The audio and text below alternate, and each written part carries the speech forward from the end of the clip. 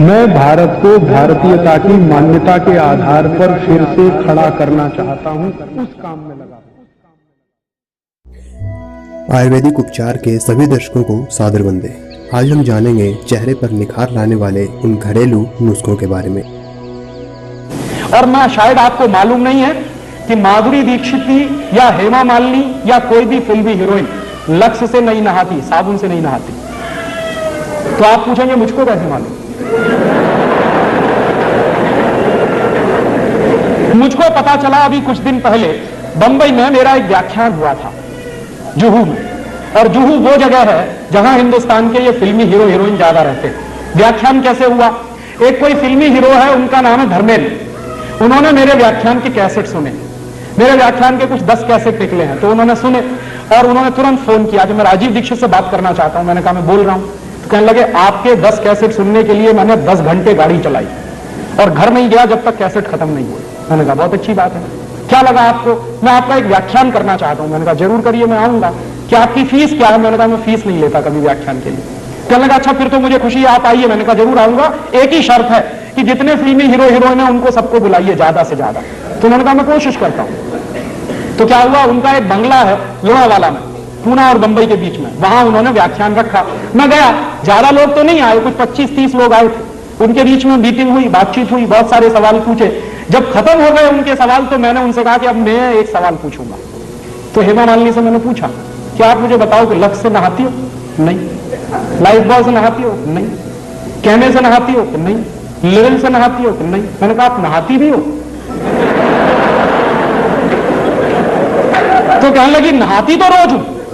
मैंने कहा फिर किससे? तो उन्होंने बताया चने के आटे में मलाई डाल के नहाती हूं, माने बेसन में मलाई डाल के नहाती हूं। तो मैंने कहा अगर आप बेसन में मलाई डाल के नहाती है तो ये बात पूरे देश को क्यों नहीं बताती? कहने लगी डर लगता है।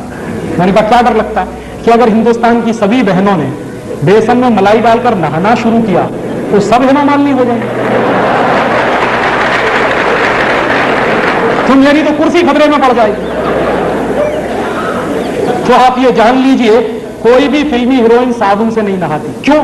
उसका कारण है जितने साबुन हैं वो बनते हैं कास्टिक सोडा से, और कास्टिक सोडा शरीर की त्वचा के लिए बहुत खराब होता है।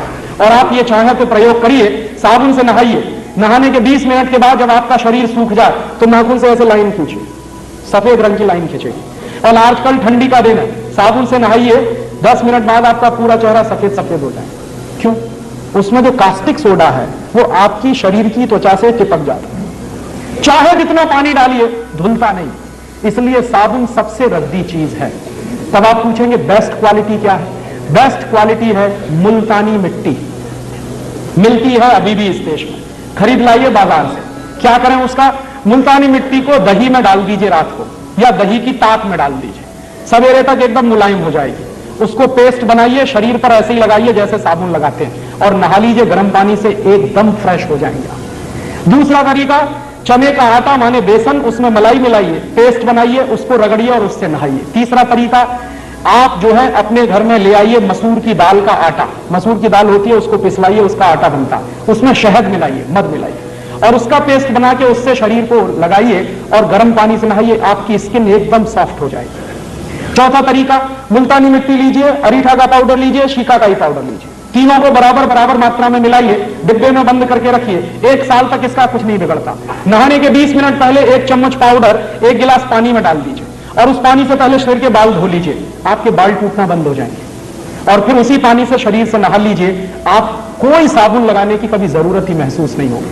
और आपको मैं बताऊं सबसे अच्छा, आपके यहां अकोला में गाय के गोबर से एक साबुन बनता है, और गाय के गोबर से जो साबुन बनता है, पिछली बार मैं आया था यहां से खरीद के ले गया था और मैंने मेरे सब दोस्तों को बांटा, मैं भी नहाता हूं। मैं आपको सच बताऊं कि उस साबुन से नहाने के 10 मिनट के बाद शरीर में से खुशबू निकलती।